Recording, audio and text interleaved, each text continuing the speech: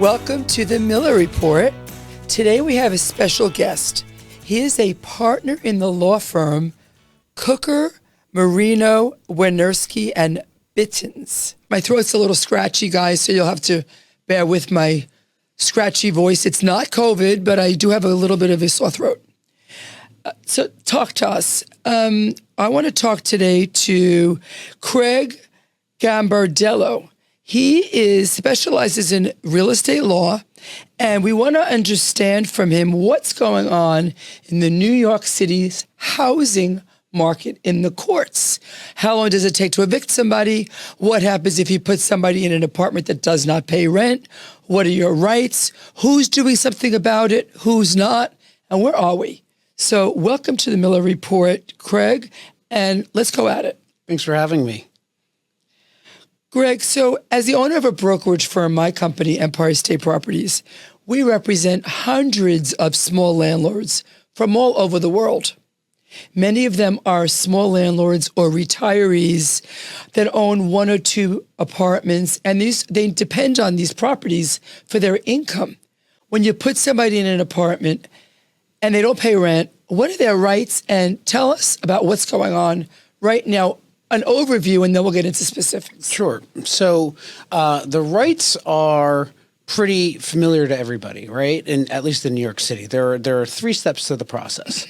First step is if a tenant doesn't pay, you have to serve them with a 5-day notice by certified mail saying, hey, you haven't paid and this is what you owe. That has to be served on or after the 5th of the month. So we typically advise our clients to serve it on the 6th of the month to get ahead. Why not the first? Because the statute, the legislature says it has to be served on or after the 5th. So you give them 5-day grace. They have a 5-day grace period essentially mandated by law. And only after that 5-day grace period elapses can a owner commence that non-payment of rent process. Once you serve that notice by certified mail, you have to serve a 14-day notice. Can I interrupt you 1 second? Of course. Just so we slow down for my audience. Yeah. When I sign a lease, I thought I have to pay on the 1st of the month. You're really saying it's the 30th of the month. When is my rent due as a tenant? So your rent is due on the 1st, but a landowner can't commence a lawsuit until after the 5th of the month. Okay. Now that we cleared that up. Yeah. Continue.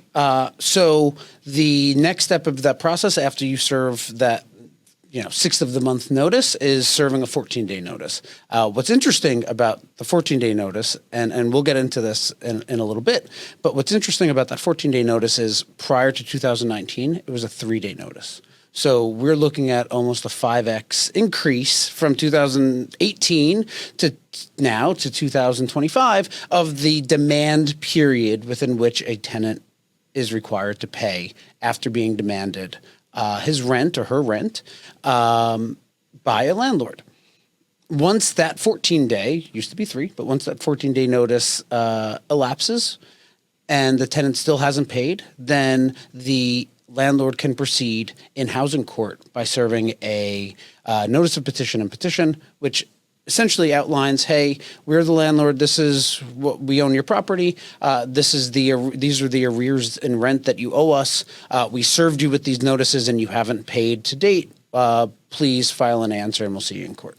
So while they're not paying the rent, their cost doesn't go down, right? They still have to pay their common charges, their real estate taxes, their insurance. Is that correct? That's absolutely correct. So the onus is on the landlord to keep paying these things even though they're not collecting rent. That's exactly right. That's right. And who pays the legal fees?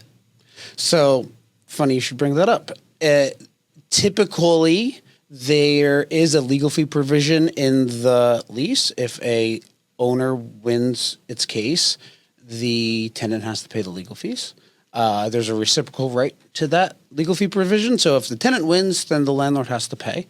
The issue, again, we'll come back to this over and over, I'm sure.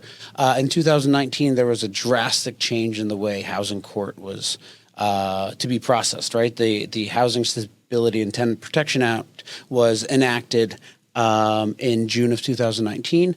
We're right around its 6-year anniversary. That made a bunch of changes. And another change, similar to that 3-day to 14-day change, was that landowners can no longer seek to evict a tenant for non-payment of additional rent charges, late fees, or in certain cases, Why can't I evict a attorney's tenant? fees. What are the reasons I can evict a tenant? So there are a few reasons. Number one, failure to pay rent, right? Very simple, straightforward. Number two, holding over past your lease term, right? If your lease expired in May and you're still there on June 1st, then that's a reason. There are some nuances, with respect to rent stabilization. If you're not residing in your rent stabilized property as your primary residence, or if you're, squatting, if you will, if you're causing a nuisance or breaching a substantial obligation of your tenancy, those are all different mechanisms for a landowner to commence suit for possession or repossession of their property. And how long typically does that take? Also a very good question. Typically played out without any settlements, I would say at least a year. A year? A year. And A year? oftentimes, depending on the complexity of the case, many years. What do you mean many years? Many years. How could that be? So let's take an easy case first. Let's take the year case where a tenant fails to pay rent. So the 5th of the month comes. 5th of the I month serve comes. them. You haven't paid my rent, or you don't have a lease anymore, and I hire a law firm. Correct. I'm still paying all my expenses, but you're not paying rent. And now what? So we get into court, tenant files an answer. The court assigns a court date. The court date is, depending on the borough, in Queens and New York, the court date's about, 2 to 4 weeks after the tenant files the answer. In Brooklyn and the Bronx, it's many months after a tenant files an answer. So, let's take the easy route. Let's take a New York County or a Queens County case. Let's call it a month. So if I commence suit against you're now my tenant, Suzanne. Congratulations. I pay all my bills. You failed to pay a few months. My client, the landlord, decides to commence suit against you. It goes through that, on the 6th of the day serving that first notice, on the 7th, let's call it, of the day serving the 14-day notice, which expires, let's call it, on the 22nd or so. Then it serves a notice of petition and petition, let's call it on the 28th or so, right? Depending on how long it takes to get process service, effectuate process service. We're already in the subsequent month. So you may have owed 2 months of rent that my client sued for. You now owe 3 because we're now already pushed into the subsequent month. You go down to housing court or hire an attorney and file an answer. Housing court, most likely in New York or Queens, will most likely not put that case on the calendar until more or less a month thereafter. So now we're 4 months in arrears, and you haven't paid. And why haven't you paid? A few reasons. You don't really have to, because right now your chances of eviction are slim at the initial Why? stage. At the initial stages, Because nobody's giving you a court date. Because nobody's giving you a court date. That's number one. Number two is there are many opportunities to have the city housing rights administrator, the Human Resources Administration, vis-a-vis what's called a one-shot deal, to pay your rent for you up to a certain amount of money. So if you can show the threat of eviction, a tenant will have his or her rent most likely paid for them. What happens if I pay $1,000 towards it? Does that give me more time? It doesn't give you more time. It's a mechanism that the judges will consider in not going forward with an eviction in the future, but it's not going to give you more time. One thing that we haven't, if I may, one thing that we haven't really spoken about is even when you get to court on that first day, right? So we're already like 2 months behind the 8 ball, a month and a half behind the 8 ball, and we get to court on, let's call it, the 15th of the second month. Or the third month, I guess it would be, right? 2 months, and then you get to court like 15 days thereafter. That first court date is across New York City is administratively adjourned. which mean for the purposes of having a tenant speak with a legal services provider to determine whether or not the tenant is entitled to receive free legal services. So similar to a criminal case where, destitute or indigent. Sounds like socialism to me. Let's move on, Craig. Has anyone challenged this? Yes. One of our clients whose name we'll leave out for now for purposes is it the Lefrak family? No comment. I pay attention. No comment. So that organization or those, it was a bunch of entities owned by a specific organization, commenced suit in February of 2024 against the Office of Court Administration, against the chief judge of the state of New York, against the chief administrative judge, against the chief clerk of Queens Housing Court, and the supervising judge of Housing Court.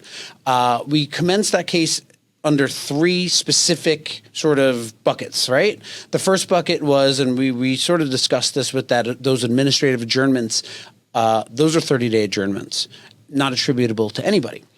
We said that's not what the statute, or we claimed that's not what the statute says. The statute requires that the judge allocate or attribute any adjournment requests to one or the other party. You can't have just a blanket adjournment without it being attributable. And that's important because that timeline, depending on how many adjournments there are, demands a trial, right? So landlords want to get I think that my audience, this is too technical for my audience. We don't need all the details because people are just laymen. That's fair. And I just want to know, fair.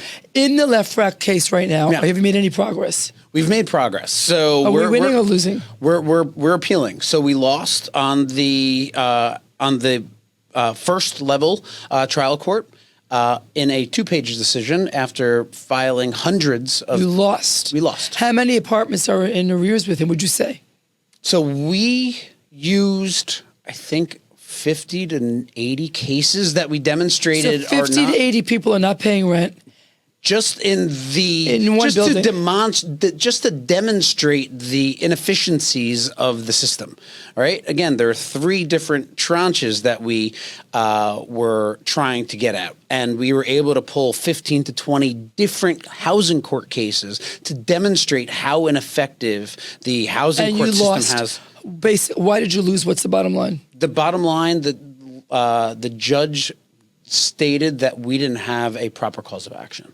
Not paying rent is not a cause of action. So the way in which she said it was that the courts and judges have the right to manage their calendar, which we don't necessarily dispute, but there are constructs and confines within the management of that calendar within which a judge needs to play. And 30 days, 40 days, 50-day adjournments when trials are supposed to happen. So that's why you sued, because you wanted to speed it up. Well, for instance, right, and very, very briefly, these eviction proceedings are colloquially termed summary proceedings. Summary because they're summary in nature. They were supposed to, when initially conceived a few hundred years ago, supposed to take 30 days, soup to nuts. When we initially started this podcast and talking, a year, 2 years, 3 years. So landlords, like you said, are required to continue paying their OPEX, right? Operating expenses. They need to continually house the non-paying tenants. They need to continue providing the non-paying tenants with essential services, while by not getting paid. When did it change? Why are we here? It got really bad, I would say. So the perfect storm, I think, was these 2019 rent laws. And then subsequent, right, June of 2019, subsequent to that was COVID. And so those two things happening, and their eviction moratoriums happening as a result of the COVID shutdowns and the COVID pandemic, really backlogged housing court to the point where, I don't necessarily think housing court is still dug out. They're almost dug out, but I still have cases that are 2018 and 2019. I had Bill de index numbers. Blasio on the show a year ago, and he was advocating for the tenants and that they need help. How do you suggest we fix this? So it's very easy. It's very easy to say tenants need help, right? It's very easy, I think, to focus on tenant rights, but landowners have constitutional rights under the U.S. Constitution, under the New York State Constitution, to control their property as they see fit, right? That is, when we think about the Bill of Rights, the life and the Declaration of Independence, life, liberty, and the pursuit of happiness, right? Life, it used to be, or it was, life, liberty, and property. Those are our three rights that we hold so dear under our Constitution. If landowners aren't able to control their property the way in which they, deem fit to best serve their building, to best serve their tenants, then everybody loses. And we're seeing that, right? We're seeing that with the, failure to increase the Rent Guidelines Board failure to increase the rent stabilization thresholds to get the thresholds up to where operating expenses where are. Taxes have gone up almost 4%, but the rent can't go up to match that. I get it. And insurance has gone up incredibly twofold. Nobody's going to build if they don't make money. This is America. And lastly, we have interest rates, right? You have all of these things, and now you also have that confluence along with the perfect storm of the HSTPA in 2019 and COVID has created sort of an unsustainable situation for landowners in New York City. Well, we could talk about politics in a minute, but let's continue to stay on where you are about the taking away the rights of landlords. Yeah. One of the things that I talk about a lot on the Miller Report are all these warehouse departments. Sure. Because landlords, as to your point, they don't want to even list their apartments because they're afraid they can't get tenants out, they can't collect the proper rent, they're forced to keep these rents the same once they put the apartments on the market. Yeah. How many apartments do you think are being warehoused right now in New York? The latest statistic I heard was around 60,000. That's 60,000 families that could be better served if the legislature just listened a little bit more to clients that the clients that I counsel. And they have to still pay their taxes, obviously, which is a big contribution to New York City's budget. Of course, if not the largest. So what would a solution look like if you were the mayor? So I think the easiest solution is asking ourselves, how do we get these units back online, right? So a thought that has been proposed, certainly up in Albany, is this idea of a vacancy reset, right? So if an apartment is vacant and you do, perform all the work you need to perform in order to get that vacant unit, into rentable condition, whether it's a new bathroom, new kitchen, fresh paint, new floors, whatever the case is. Then you sort of look at the market and say, how much will the market bear for this apartment? And the landlord is able to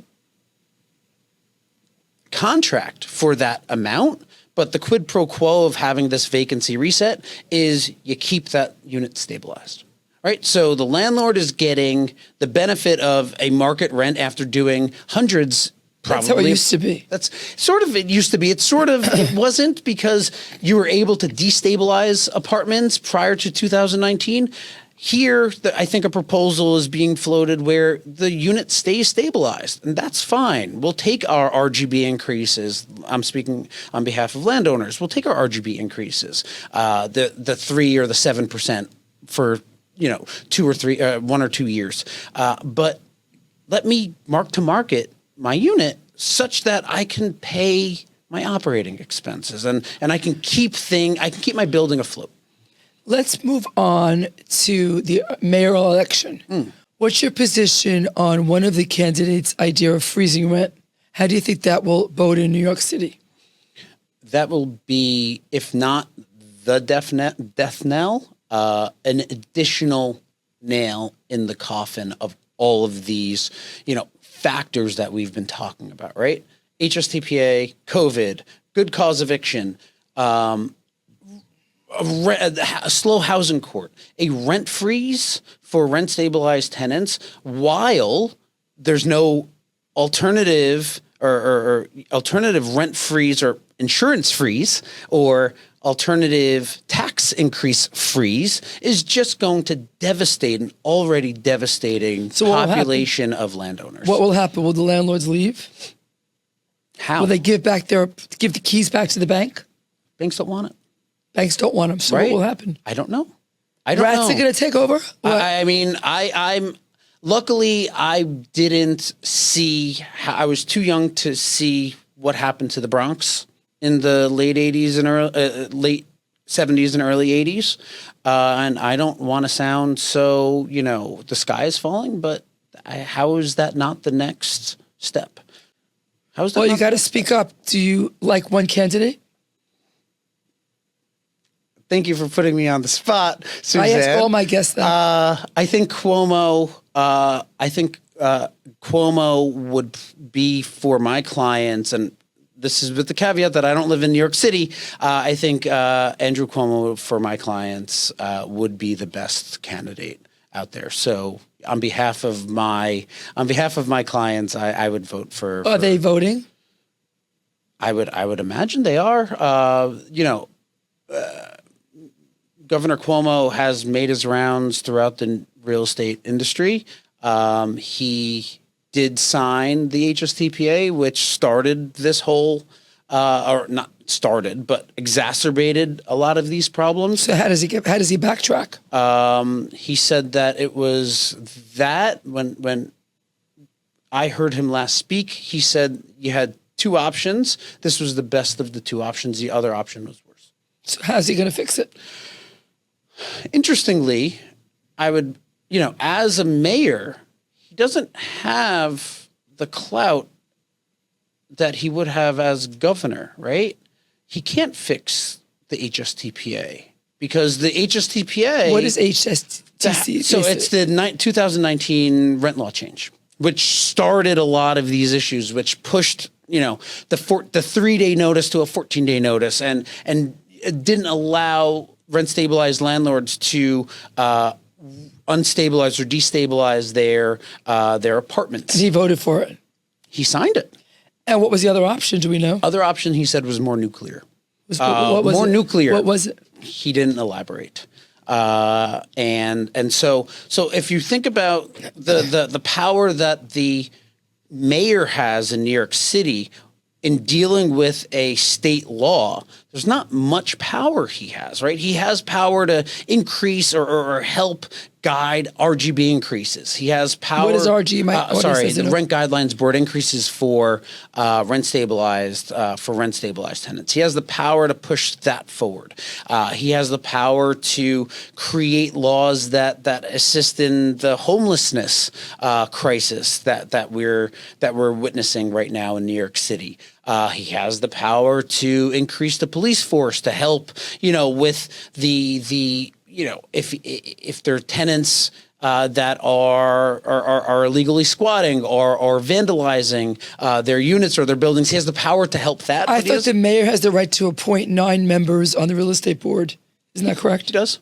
So that's a big power. But the members are split between owner reps and tenant reps. And then there is a neutral. So he has the power to appoint them, but they're going to be, an equal amount of owners reps and tenants reps, and then one neutral. So of course he has the power to do that. But he doesn't have the power, for instance, or he won't have the power to sign into law something that says, all right, this vacancy reset that we were discussing, you get to market your unit after it becomes vacant.